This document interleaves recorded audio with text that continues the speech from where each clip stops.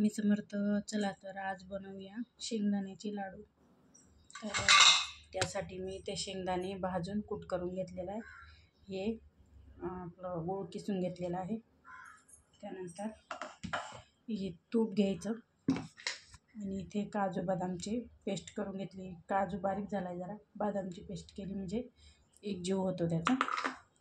तर चला प्रोसेस करूया.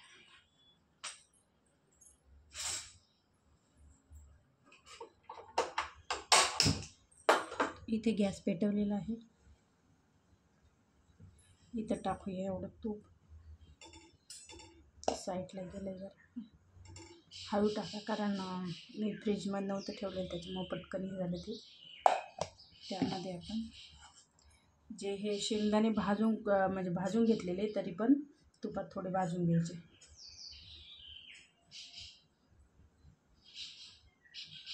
म्हणजे थोडा कडकपणा येतो ना, तर छान लागतात लाडू आणि खराब पण होत नाहीत लवकर, किती पण दिवस राहतात.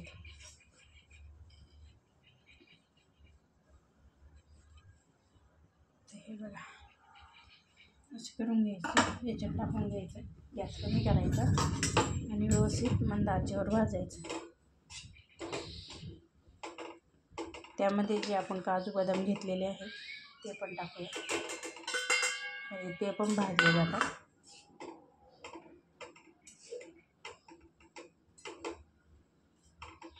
थोडासा एकजीव करायचा.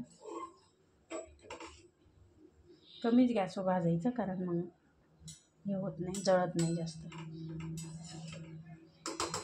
अजून इथं कढई जास्त गरम नाही म्हणून मला हात लावता येते.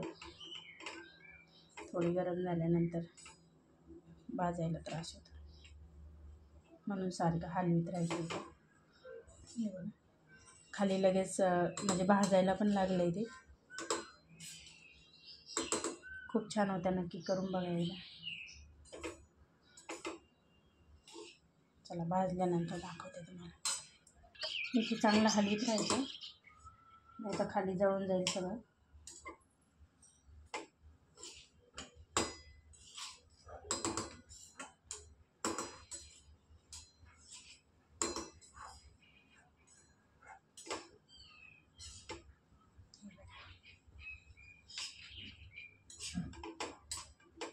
शेंगदाणे छान खरपूस भाजले इथं, हे बघू शकता.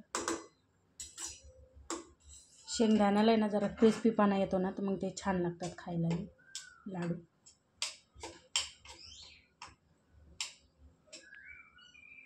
चला आता याला काढून घेऊ. इथे कढई घेणार आहे मी खोलकर, त्याच्यात हे काढून घ्यायचं. तुम्हाला वाटेल मी इथे गॅस चालू केलेला आहे, तर नाही, गॅस बंद आहे. आणि इकडे हा याच्यात टाकून घ्यायचं.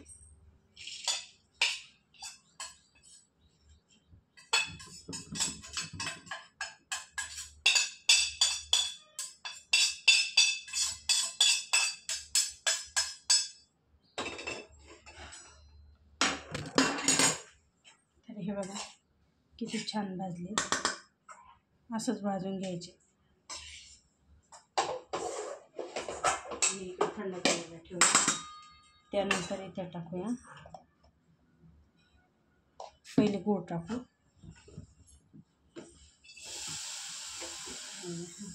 लगेच पाणी सुटतं त्याला, त्याच्यामुळे एवढं तूप टाकायचं त्याच्यात. म्हणजे पाणी टाकायची गरज नाही पडत. याचाच पाक करून घ्यायचा व्यवस्थित तूप टाकून.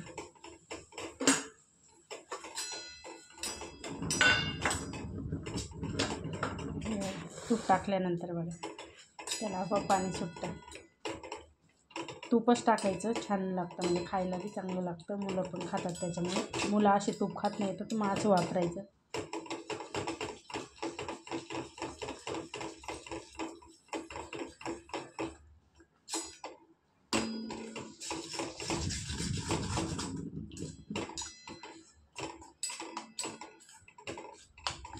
तुपामध्ये छान गोड भाजलं जातं आणि त्याचा एक पाक तयार होतो. हे बघा, बघितलं.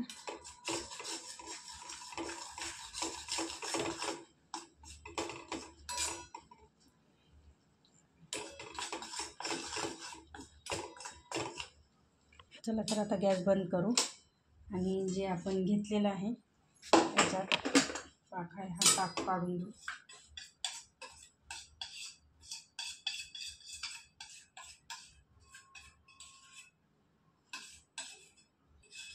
सगळं काढून घ्यायचं कढाईत.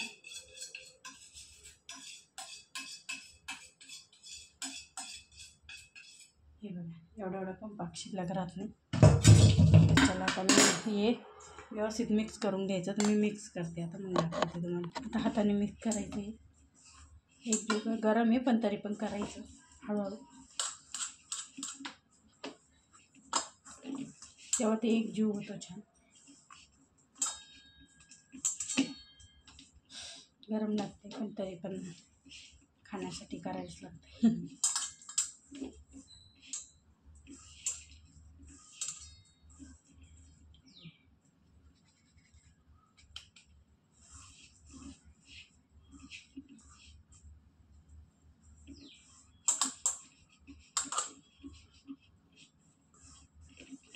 वरून परत आपण 1 चमचा तूप टाकूया.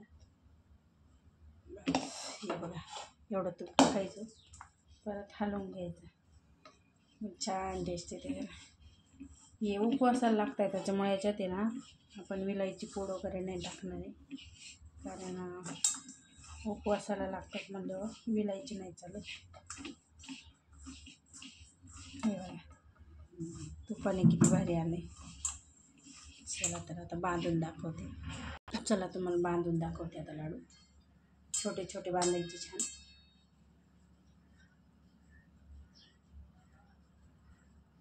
तुपामुळं आणि जो आपण थोडासा 1 तारी पॅक केला ना तर त्याच्यामुळं लाडू खूप छान लागते. हे बघा. चला सगळे झाल्यानंतर दाखवते कसे दिसत आहेत. तर हे बघा आपले लाडू तयार झालेले आहे. तर रेसिपी कशी वाटली नक्की सांगा. धन्यवाद.